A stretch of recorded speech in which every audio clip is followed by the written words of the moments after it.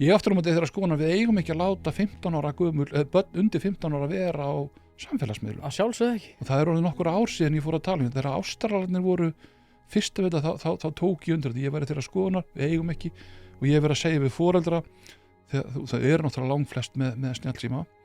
að það þýðir ekki þegar barnið er 14 ára allt í náttúrulega þá að fara að setja þeim einhverjar ef það er búið að vera með snjallsíma síðan það var 6, 7, 8, 9, 10 ára ætla þá allt í að fara að setja einhverja stjórn á það með skjántíma, nettíma hvað það getur gert og annað slíkt þú þarft að gera, ef þú tekur það ákvörðun að láta ungt barn hafa svona síma þá skaltu vera með allar þessar læsingar á strax en reynum kannski að fara þú ég sé ekki mjög bjartsýnn á okkur takist að við erum alltaf svo öðruvísi á Íslandi að okkur takist að bakka með það þannig að við förum í það að börn séu ekki á samfélagsmiðlum